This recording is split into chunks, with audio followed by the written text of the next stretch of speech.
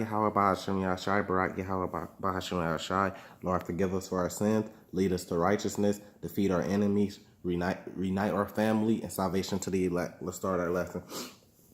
Today's lesson is about the Lord is in control of everything.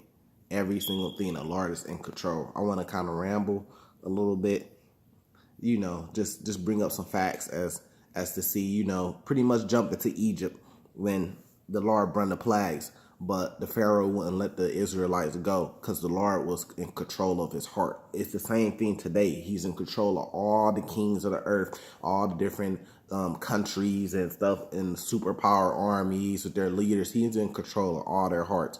This is a chess game. The Lord has everything in control, but that's not the point.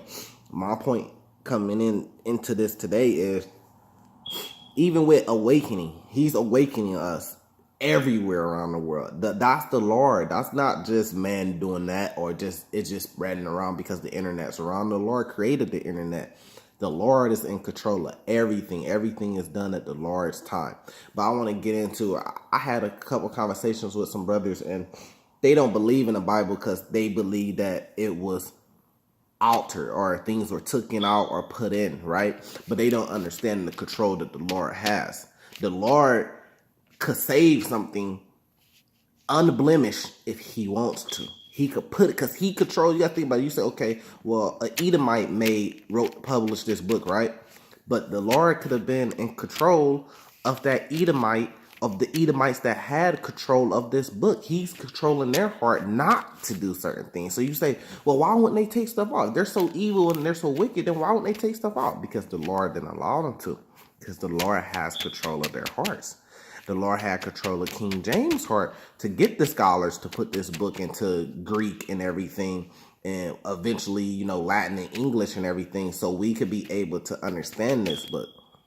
The Lord has control of the wicked, and he has control of the righteousness heart. There basically ain't no free will. You got free will, you got to follow these commandments, but you only got that free will because the Lord allows you to have that free will. So do you really have free will? You see what I mean? Like for example, my daughter, I could have a child, and I could say, okay, you could go in the kitchen and get ice cream whenever you want. They might say, okay, well, I got free will to go to the kitchen and get ice cream whenever I feel like it. But do they really got free will? Because they only could do that because I'm allowing them to. You see what I mean? That's the same thing with the Lord. So even if the wicked has had control, and this is their kingdom, and they had this control of this book during slavery days to teach us, the Lord still had control of their heart. The Lord has control of the wicked in the righteousness. Complete control, whatever he wants to do. We're gonna get some scriptures too. Let's jump into it. Proverbs chapter 16. Let's start with verse 4. The Lord has made all things for himself, yea, even the wicked for the day of evil. Even the wicked for the day of evil. Let's jump to 9. A man's heart deviseth his ways, but the Lord direct his steps. You see what I mean? Your heart can tell you wherever. You might think you got free will, but the Lord is directing your steps. The Lord has made all things for himself, even the wicked for the day of evil. That's the Lord. Let's jump into more. So, matter of fact, let's jump to Proverbs chapter 19, verse 21. There are many devices in man's heart, nevertheless, the counsel of the Lord that shall stand. It don't matter what devices are in your heart, what you feel, what you think. Nevertheless, the Lord counsel, the Lord plan, what the Lord wants to do, that's what's going to stand. Period. Ain't no way to change it. Ain't no way to change it. It's like playing a video game. If you're not a programmer, if you're not the Lord, the programmer, then you can't go change the video game. All you could do is play to the script of the video game. You can't go change this map and say, oh, I'm playing a race car game, but I want to introduce, zombies on it. You can't do that because you're not the programmer of the game. You got to play the script of the game.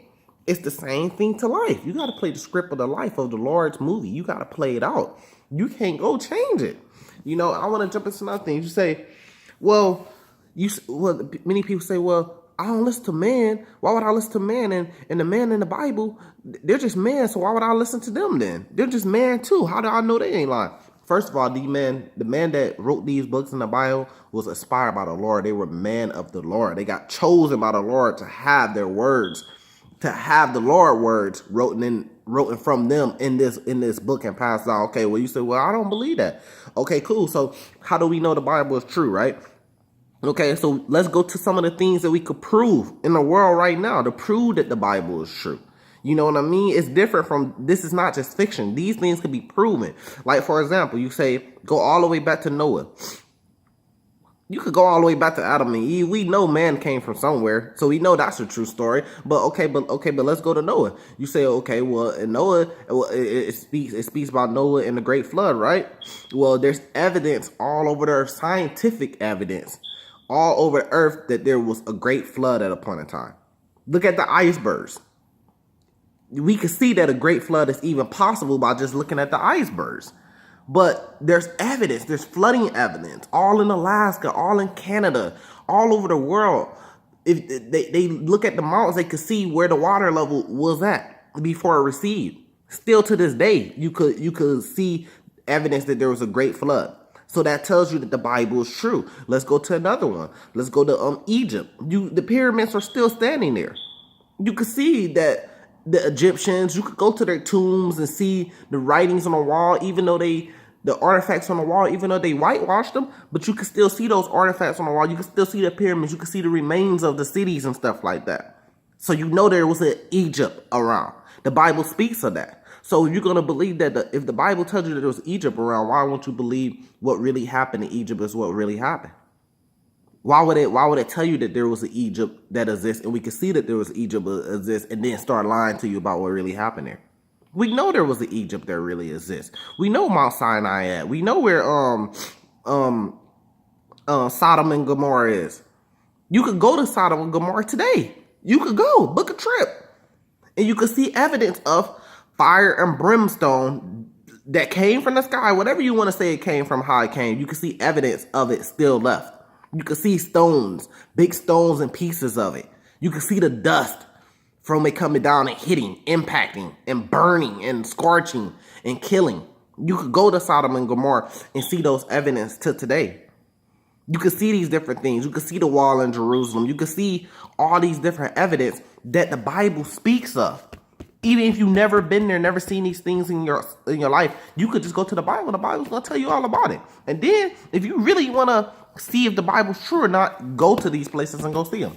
And the stuff is and you're going to be like, damn, how's that there? What is that? This is exactly what the Bible is talking about. That's how we know, not just by listening to man's words and what man tell you.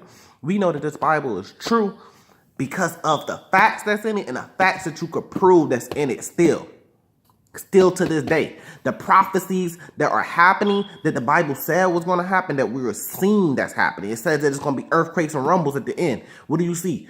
Earthquakes. It said that the Israelites was going to wake up. What do we see? The Israelites waking up. The Lord is in control of everything, bro. So if you're not understanding, you don't believe in this book, that's because the Lord controlling your heart. He ain't choosing you. He don't want you to believe in it. You ain't doing something right. Or you wasn't made to do something right. You're not a part of the elect. He's not choosing you to want to believe this book. If you woken up to this truth, the only reason why you're woken up to this truth is because the Lord woke you up to this truth and wanted you to get to this truth and wanted you to learn this stuff.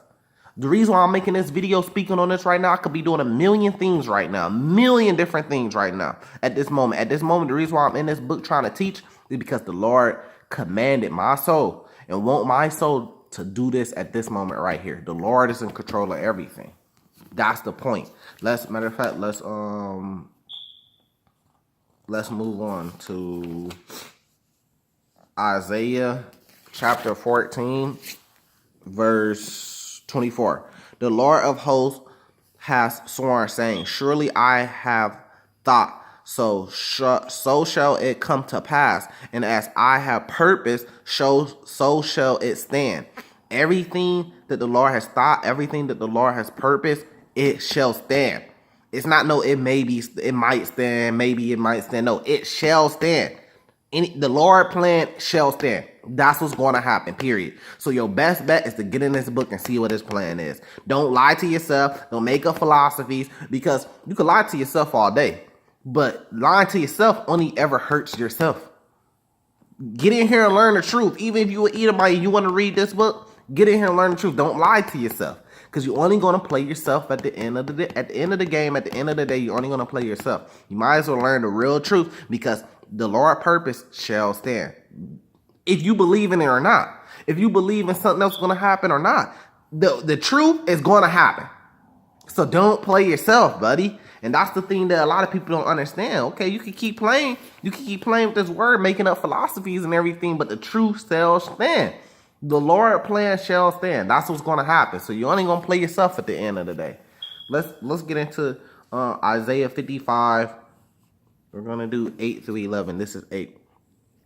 For my thoughts are not your thoughts, neither are your ways my ways, saith the Lord. For as the heavens are higher than the earth, so are my ways higher than yours, and my thoughts than yours. For as the rain cometh down and the snow from heaven, and returneth not thither here, but water the earth and make it bring forth in bud, that it may give seed to the sower and the bread to the eater. So shall my word be that goeth forth out of my mouth. It shall not return unto me void, but it shall accomplish that which I please, and it shall prosper in the things whereto I sent it. So it shall accomplish, the point is void, but it shall accomplish that which I please.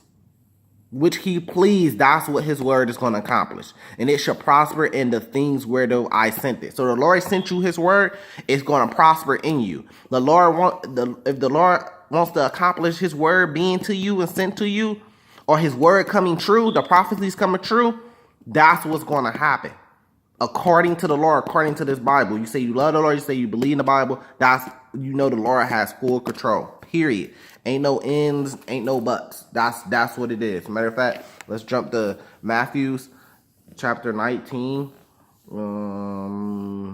verse 26.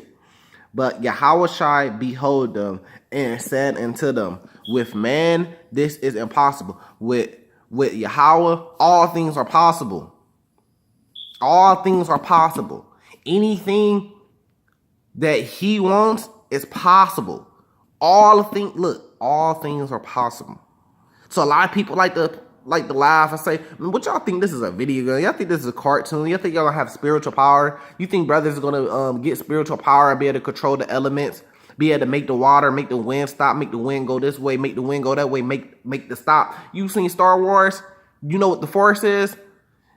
You brothers think y'all Star Wars? Y'all think that y'all Jedis? Y'all think that y'all gonna be able to have Force? And the Force is going to live in you? That sounds stupid. That's goofy. That's a cartoon. But look what the Lord says about that.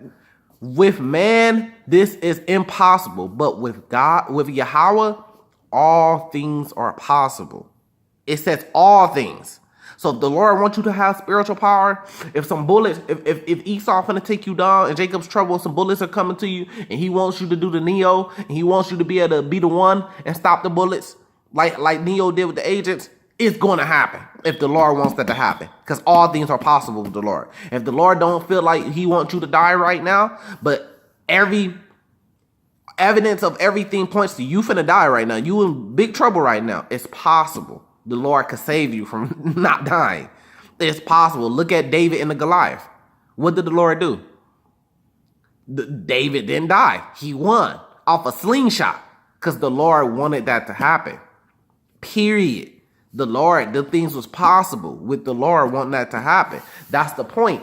The point is the Lord is in control of everything. Whatever the Lord wants to happen is going to happen. His plan will not be stopped. It's going to come. It shall pass. So don't play yourself. Learn this word for what it really is, and don't lie to yourself because of whatever worldly things that you care about or motives you have. Learn this word, because the Lord word is going to pass, and he's in control of everything. And if you ain't getting this, you need to ask the Lord and get down and pray and ask the Lord why he's not allowing you to get it, because he's in control of everything. Barak Yahawa Bahashim Yashai, Barak Yahawa Bahashim Yashai. I love you. I love my brothers in this truth. Salvation to the elect. Hopefully we could continue to follow the Lord's ways, defeat our enemies, and reunite our family, whole Israel. Salvation to the elect. Barak Yahawa Bahashim Yashai, Barak Yahawa Bahashim Yashai.